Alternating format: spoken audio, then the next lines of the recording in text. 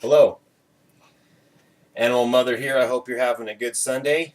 I would just like to say these video posts are for discussion only. Never am I advocating you ever do this to anyone. Should you use any of this information displayed in these videos, it's on you. I'm not responsible for your actions.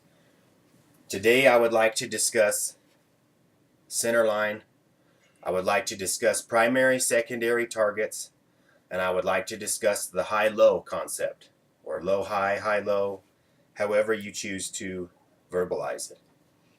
First, centerline.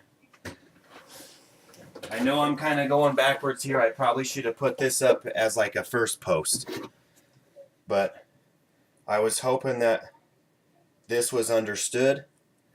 I've been watching some videos, and as I've said before, basically the only reason I'm posting these, for one, I write for a forum, an international forum regarding combatives, and for two, I see these videos on YouTube and I would feel terrible if you ever tried to use any of that to save your life.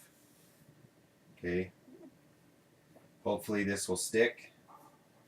I'm going to give you an example of his center line.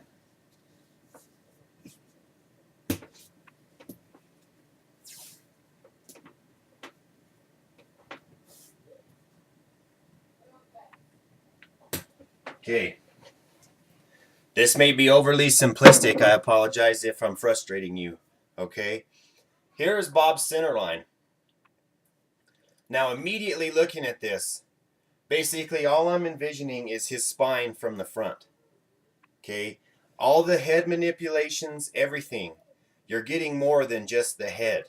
Okay, a lot of these concepts that I detail, I purposely leave them overly simplistic because your mind will use them better. Okay, now you see there are many targets on Bob. Okay, I know from taking my anatomy course at the college, you have 9 major nerve bundles in your body. You have over 306 pressure points, 600 and some muscles, 206 bones, all this other stuff. But that doesn't mean I can get to it whenever I want. All right. Now, all of your most vital primary targets fall on your center line. Okay, so the center line concept is a huge concept, as simple as it is. It is a critical piece of the foundation of combatives, all right? Because when I manipulate his center line, I'm either doing it by manipulation of, well, probably 90% of the time, manipulation of the head, okay? If I sloth hook onto someone and I bury my elbow in their chest and suck their forearm to me, anywhere I want him to turn, even if I shove him off me, he has to go because I'm manipulating his entire body via his head and spinal cord. Okay? Now, going again to primary targets. I'm going to give you my list of primary targets. It's probably much shorter than some others. You're going to say why, okay? Because anything that you train should be something that is functional no matter what. It should work whether I'm on the ground. It should work whether I'm upside down. It should work whether I'm on a plane. It should work if I'm riding on a train, okay? No matter what, this has to work. And it has to require minimal amounts of thought because of the adrenal-induced state that you will be in mentally, all right? My list of primary targets is the eyes, okay? Actually, my two most primary targets are eyes and throat, all right?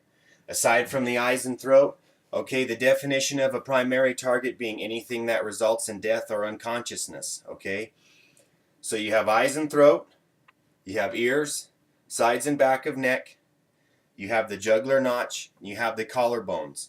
All my primary targets live between the collarbones and eyebrows, okay? I don't really train anything else. Okay, here comes the why again. Well, that's because, you see these instructors teaching you, punch him in the xiphoid process, unless he has a heavy coat on, and then you have to go for a throat shot immediately. Just train your mind to go immediately for the primary. Why are we playing around? Time is not our friend. Time is never your friend, okay? Time is a 4-letter word. So I don't want to play around. All right. Secondary targets are, to me, are basically anything but what I detailed as a primary. Okay. A primary target resulting in unconsciousness or loss of life located on or very near the center line. Okay. I see people teaching garbage like when someone comes to stab you, trap the arm and kick him in the shins. Okay? If he's stabbing you or attempting to stab you, he's intent on killing you. Kicking him in the shins is only going to set him off more. Okay? If I've done my job, well, I guess if I've done my job, it would be hard to believe he's got the knife out in the first place. But you get the idea. All right. Now, the idea of primary secondary targets has generated another concept, basically called the high-low, low-high. Okay. Now, what this is based on is when you generate injury on a humanoid, they put their hands where the injury is. And that's not everyone, that's general populace. Okay. The concept of a low-high, or a secondary primary, if you want to look at it for the sake of this demonstration, would be if he has his hands up and I can't, he's deflecting me, he's trying to move onto me, I'm having to defend. Okay, I can't sloth hook the hands down. If you basically, some people call it digging the drawer or whatever. I think I detailed this in a previous post. But even if I just sloth hook his hands out of the way, because I'm getting my hands up and moving forward, I begin to generate incidentals. Okay? Now, if I'm unable to do that, I would go low, high. Okay? Or secondary, primary. Okay? That is what that concept is for. That concept becomes distorted when someone says automatically go secondary, primary. Okay? Why? Now I want to ask why. If he's coming on to me and I can just knock him out or take him out, then he's down and it's over. Why would I mess with this and then tick him off now where he's attacking me twice as hard? Okay? The goal is to be as non-threatening as possible. And when it's go time, shut this off.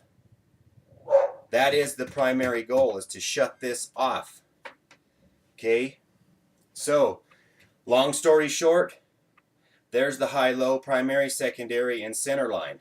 Okay, I hope that clarifies it well enough where you can use that concept properly if you ever had to. I never attack a secondary target initially unless it's to injure a primary immediately after. If a primary is open and available, I always attack primaries. Okay? Secondaries are just to get to a primary. If anybody tells you anything else, quit giving them your money. All right? Train like your life depends on it, because one day it will. Have a good day.